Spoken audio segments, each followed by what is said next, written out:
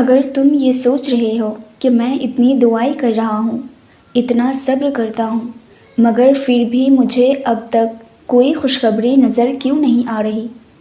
جانتے ہو جب اللہ تمہیں کسی آزمائش میں مبتلا کرتا ہے نا، تو اس کا ایک مطلب یہ بھی ہوتا ہے کہ اللہ تعالیٰ تمہارے اندر کوئی ایسی چیز ٹھیک کرنا چاہتا ہے جو اس آزمائش سے ٹھیک ہو سکتی ہے۔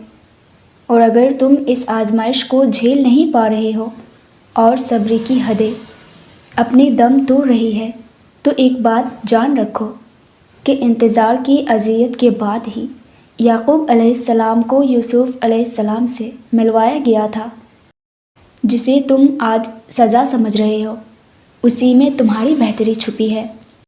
جو شدت سے مانگا جائے وہ ضرور ملتا ہے۔ اللہ تعالیٰ کسی کی طلب کو ضائع جانے نہیں دیتا۔ وہ رب دلوں کا حال بخوبی جانتا ہے۔ اور اگر نصیب میں بہتر ہوا تو جو تم چاہتے ہو تمہیں وہی ملے گا، اور اگر بہتر نہ ہو تو بے شک اللہ بہتر کے بدلے بہترین دینے پر قادر ہے۔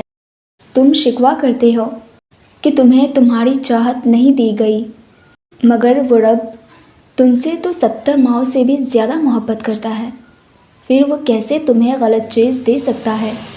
میرے رب کی چاہت ہے کہ تم اس کی چاہت پر راضی ہو جاؤ، تاکہ وہ تمہیں پھر تمہاری اس چاہت سے بھی زیادہ نواز سکے۔ اللہ تعالیٰ پر یقین کرنے سے وہ بھی مل جاتا ہے جو تم نے کبھی مانگا ہی نہیں، تو یقین رکھو اس پر وہ بھی مل جائے گا جو تم نہ جانے کب سے رو رو کر مانگ رہے ہو۔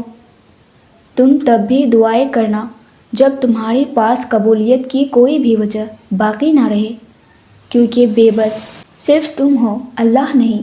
وہ رب پل بھر میں نصیبوں کو بدل سکتا ہے۔